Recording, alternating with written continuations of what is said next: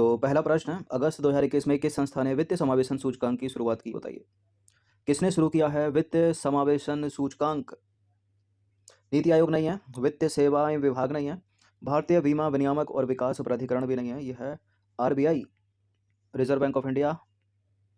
तो 17 अगस्त 2021 को भारतीय रिजर्व बैंक ने देश भर में वित्तीय समावेशन की मात्रा को मापने के लिए वित्तीय समावेशन सूचकांक की शुरुआत की।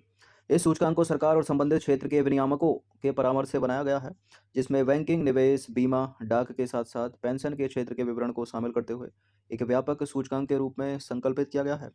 देखिए, यह जो सूचकांक है 0 से 100 के बीच की एकल संख्या में वित्तीय समावेशन के विभिन्न पहलुओं पर जानकारी प्राप्त करता है। जहां 0 की बात करें तो पूर्ण वित्तीय अपवर्जन का प्रतिनिधित्व करता है, वहीं 100 जो है वो पूर्ण वित्तीय समावेशन को दर्शाता है। ठीक है, यानी जितनी संख्या बढ़ती जाएगी उतना ही अच्छा। क्वेश्चन नंबर 2 पर आ जाइए। 17 अगस्त 2021 को कृषि और किसान कल्याण मंत्रालय द्वारा जारी प्रेस विज्ञप्ति के अनुसार किस वर्ष भारत की अगुवाई में अंतर्राष्ट्रीय पोषक अनाज वर्ष मनाया जाएगा, बताइए। अंतर्राष्ट्रीय पोषक अनाज वर्ष मनाया जाएगा भारत की अगुवाई में वर्ष 2023 में। तो 17 अगस्त 2021 को कृषि और किसान कल्याण मंत्रालय द्वारा प्रेस विज्ञप्ति के अनुसार वर्ष 2023 में भारत की अगुवाई में विश्व भर में अंतर्राष्ट्रीय पोषक अनाज वर्ष मनाया जाएगा।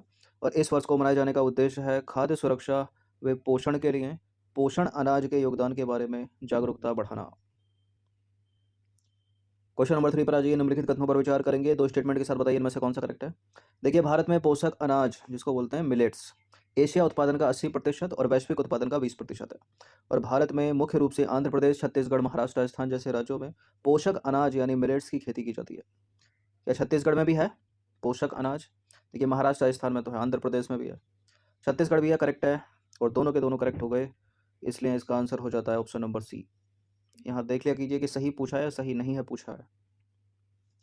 तो करेक्ट है दोनों के दोनों स्टेटमेंट। ये पोषक अनाज यानी मिलेट्स जलवायु प्रतिरोधक क्षमता वाली फसलें हैं जो लगभग 131 देशों में उगाई जाती हैं। और यह भोजन के लिए उगाई जाने वाली अनाज की प्रथम फसल है, जिसके सिंधु सभ्यता में पाए गए सबसे पहले प्रमाण जो है 3000 ईसा पूर्व के हैं। अगर एशिया और अफ्रीका की बात करें तो एशिया अफ्रीका में लगभग 59 करोड़ लोगों के लिए यह पारंपरिक भोजन है।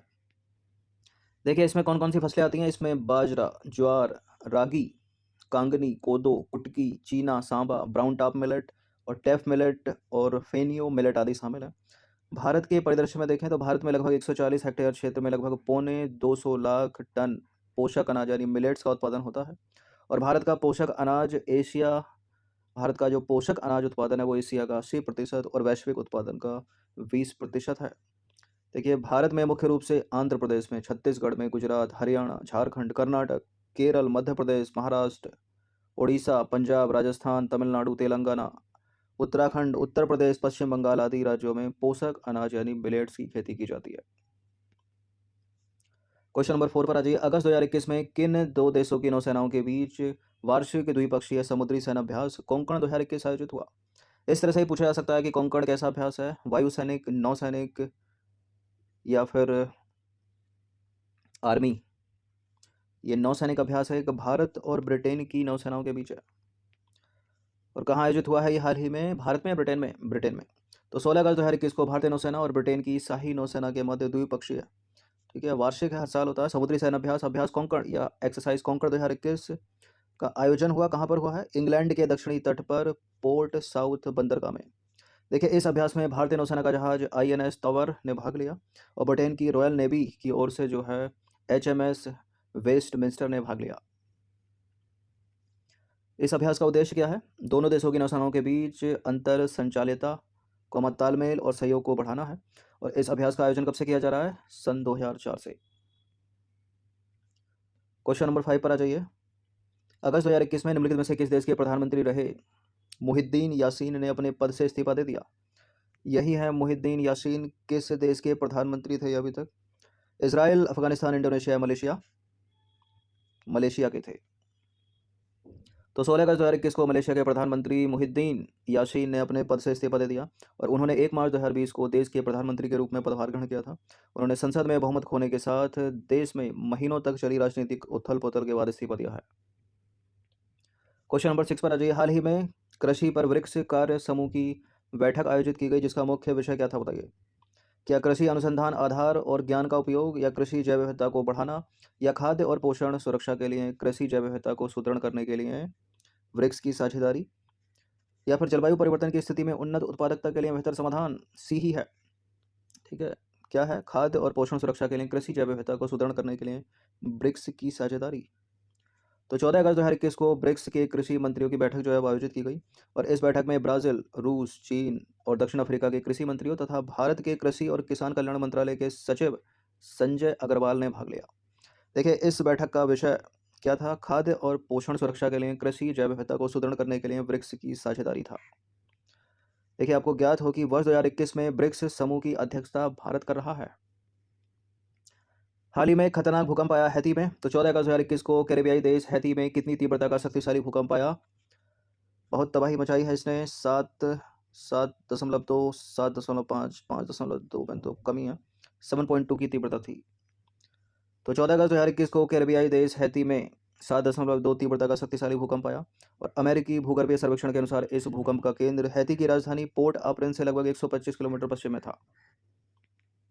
देखिए, भूकंप से इस देश में जो है भारी जनधन की हानि हुई, और भूकंप से लगभग 2000 से अधिक लोगों की मृत्यु हो गई और लगभग 6000 लोग लापता हो गए। सबसे अधिक नुकसान जो है देश के दक्षिणी भाग में हुआ है। इससे पहले हैती में सन 2000 में भी भूकंप आया था, उसकी तीव्रता थी 7। ठीक है, और इस आपदा में लगभग 3 मिलियन लोग प्रभावित हुए थे 2010 में जो आया था। और पश्चिमी गोलार्ध में स्थित सबसे गरीब देश हैती में अब तक की सबसे विनाशकारी प्राकृतिक आपदा थी ये 2010 वाली। उसके बाद अब आया 21 में 6000 लोग लापता हो गए जिसमें, और 2000 लोगों की मृत्यु हो गई 7.2 की तीव्रता के साथ। किसको नापते हैं? इस पर पैमाना क्या है इसका? Richter scale. और ग्राफ की बात करें तो सिस्मोग्राफ है। क्वेश्चन नंबर 8 पर आ जाइए। निम्नलिखित में से किस राज्य में हाल ही में ई फसल सर्वेक्षण पहल यानी ई क्रॉप सर्वे इनिशिएटिव की शुरुआत की गई? किस राज्य में की गई है? उत्तर प्रदेश, गुजरात, महाराष्ट्र या राजस्थान? पहला ही है, महाराष्ट्र। तो 13 अगस्त 2021 को महाराष्ट्र के मुख्यमंत्री उद्धव ठाकरे ने ई फसल सर्वेक्षण ई क्रॉप सर्वे इनिशिएटिव की शुरुआत की, और महाराष्ट्र राज्य में नई ई फसल सर्वेक्षण पहल 15 अगस्त 2021 से प्रभावी हो गई है।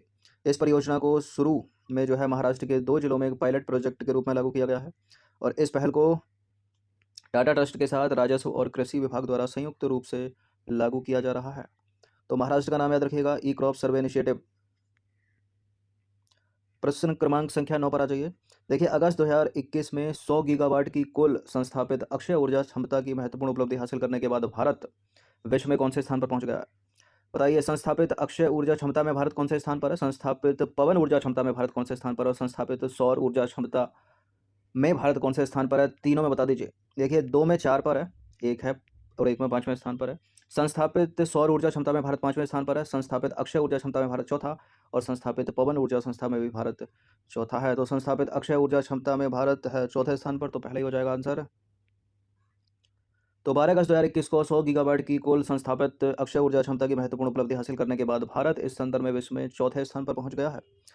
देखिए, यदि इसमें बड़ी जल विद्युत परियोजनाओं को शामिल किया जाए तो संस्थापित अक्षय ऊर्जा क्षमता 146 गीगावाट तक बढ़ जाती है। आपको पता हो कि भारत जो है संस्थापित सौर ऊर्जा क्षमता के मामले में दुनिया में 5वें स्थान पर है, और संस्थापित पवन ऊर्जा क्षमता के मामले में चौथे स्थान पर, याद रखिएगा। भारत ने अक्षय ऊर्जा के क्षेत्र में अपने लिए महत्वाकांक्षी लक्ष्य 2022 तक 175 गीगावाट और 2030 तक 450 गीगावाट निर्धारित किया है। गीगावाट। क्वेश्चन नंबर 10 पर आ जाइए। निम्नलिखित कथनों पर विचार करेंगे। पहला स्टेटमेंट क्या है? अगस्त 2021 में उत्तर प्रदेश वन विभाग ने अरावली रेंज में अवैध निर्माण का सर्वेक्षण कार्य प्रारंभ किया, और अवैध निर्माण के सर्वेक्षण का कार्य है जो है वो सुप्रीम कोर्ट के आदेश पर किया गया है। सुप्रीम कोर्ट के आदेश पर किया गया है, या उत्तर प्रदेश के हाई कोर्ट मतलब Allahabad high court, Prayagraj high court के आदेश पर किया गया है? देखिए, पहली बात तो ये उत्तर प्रदेश पीसीएस के लिए प्रश्न है, तो हर चीज उत्तर प्रदेश की सरकार ने करी, गलत है पहला स्टेटमेंट। गुरुग्राम वन विभाग ने अरावली रेंज में अवैध निर्माण का जो सर्वेक्षण है वो प्रारंभ किया है। ठीक है, तो गुरुग्राम वन विभाग होना चाहिए यहाँ पर, गलत है पहला स्टेटमेंट। बिल्कुल सुप्रीम कोर्ट के आदेश पर कर रहा है, दूसरा सही है। तो पूछा क्या है कि उपरोक्त में से कौन सा स्टेटमेंट गलत है बताना है, तो पहले गलत है। तो कथन एक यहाँ सही नहीं है। ठीक है, अगस्त 2021 में गुरुग्राम वन विभाग ने अरावली रेंज में अवैध निर्माण का सर्वेक्षण कार्य प्रारंभ किया है, और अवैध निर्माण के सर्वेक्षण का जो कार्य है वो सुप्रीम कोर्ट के आदेश पर किया गया है। ठीक है, याद रखिएगा, अरावली रेंज में अवैध निर्माण का सर्वेक्षण गुरुग्राम वन विभाग, सुप्रीम कोर्ट के आदेश पर। क्वेश्चन नंबर 11 पर आ जाइए। हाल ही में किन देशों की राज्य अंतरिक्ष एजेंसियों ने रिमोट सेंसिंग सैटेलाइट पर सहयोग के लिए एक समझौता ज्ञापन पर हस्ताक्षर किया है, बताइए। सार्क देशों ने किया है क्या? ब्रिक्स देश है, आसियान देश है, या दो हैं केवल, इसरो और नासा? आसियान नहीं है, बताइए।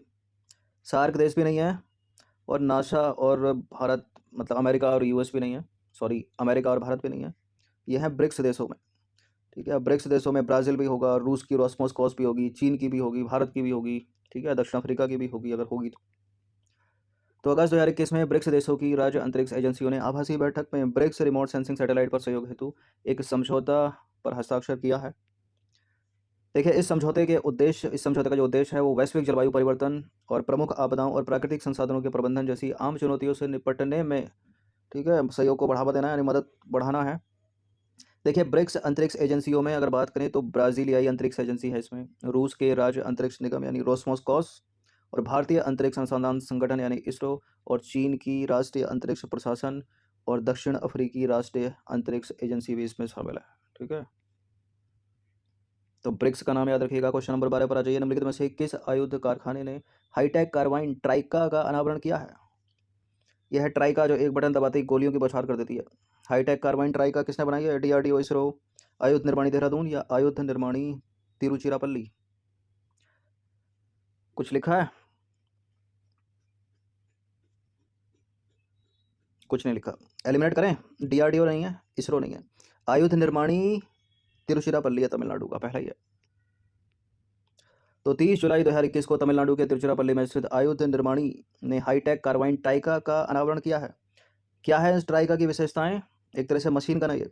देखिए, इसकी जो रेंज है एक टिपिकल सब मशीन गन की तुलना में अधिक है, और इसकी मारक क्षमता है 400 मीटर। उसका वजन है लगभग 1.5 किलो, मतलब 1.6 किलोग्राम, और यह एक सिंगल शॉट लैंडेड लॉन्चर है, जिसका उद्देश्य है विभिन्न प्रकार के ग्रेनेड का उपयोग करके मारक क्षमता को बढ़ाना। महत्व क्या क्या हो सकते हैं? इसको हम केंद्रीय रिजर्व पुलिस बल को दे सकते हैं, केंद्रीय सशस्त्र पुलिस बल को दे सकते हैं, और राज्य पुलिस बलों को दे सकते हैं। और ये जो हथियार है वो अत्यधिक सुरक्षित सुविधा केंद्रों जैसे कि हवाई अड्डे, ठीक है, इंपॉर्टेंट मंदिर भारत में जो भी रखवाली करते हैं जवान, ठीक है, उनके लिए जो है ये उपयोगी साबित होगी। एयरपोर्ट हो गए, बड़े बड़े मंदिर हो गए। चलिए क्वेश्चन नंबर 13 पर आ जाइए। हाल ही में किस राज्य सरकार ने राजीव गांधी ग्रामीण भूमिहीन कृषि मजदूर न्याय योजना लागू करने की घोषणा किया? कौन सी योजना है? राजीव गांधी ग्रामीण भूमिहीन कृषि मजदूर न्याय योजना। किसने लागू करने की घोषणा की है? उत्तर प्रदेश इसका उत्तर नहीं है, मध्य प्रदेश भी नहीं है, या तो बिहार है या छत्तीसगढ़ है। कौन है? छत्तीसगढ़ की सरकार। तो 28 जुलाई 2021 को छत्तीसगढ़ के मुख्यमंत्री भूपेश बघेल ने विधानसभा में अनुपूरक बजट पर चर्चा के दौरान राजीव गांधी ग्रामीण भूमिहीन कृषि मजदूर न्याय योजना लागू करने की घोषणा की। और कब से लागू हो गई ये योजना? ये योजना लागू हो गई 18 अगस्त 2021 से।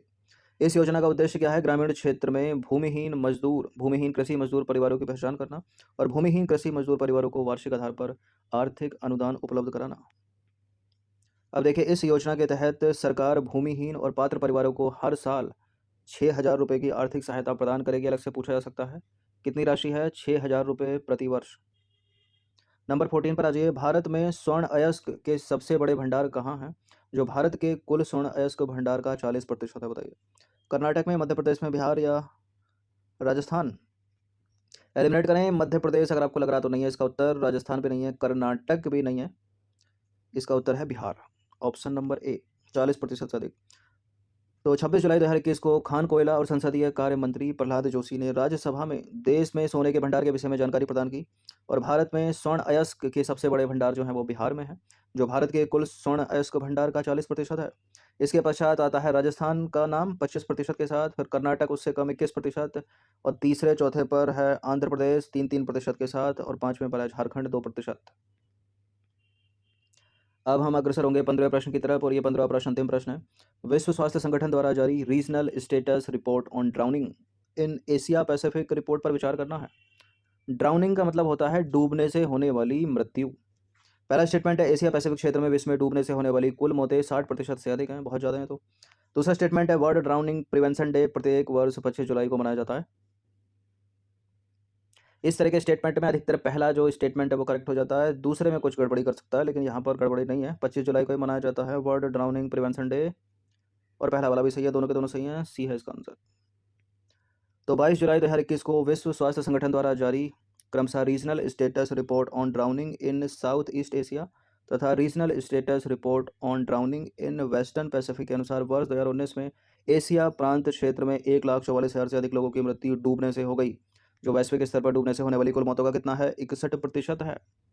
अब देखिए, डूबने से होने वाली मौतों में दक्षिण पूर्व एशिया में 70,000 लोगों की और पश्चिमी प्रांत क्षेत्र में 74,000 लोगों की मृत्यु हुई।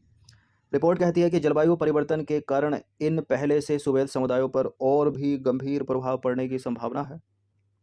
और रिपोर्ट में यह भी कहा गया है कि लगातार चरम मौसमी घटनाओं के फलस्वरूप तीव्र बाढ़ की संभावना बनी रहती है। और आपको ज्ञात हो कि विश्व स्वास्थ्य संगठन द्वारा हर साल 25 जुलाई को वर्ल्ड ड्राउनिंग प्रिवेंशन डे मनाया जाता है। ठीक है, तो जलवायु परिवर्तन बड़ा कारण है इसमें। और ये जो लोग हैं इनमें पुरुष अधिक हैं और अधिकतर जो हैं वो 14 साल से कम के हैं। चलिए, तो ये 15 प्रश्न थे करंट से रिलेटेड, नई करंट है, इनकी प्रैक्टिस कम से कम 2 बार कर लीजिएगा, बड़े स्टेटमेंट है। धन्यवाद।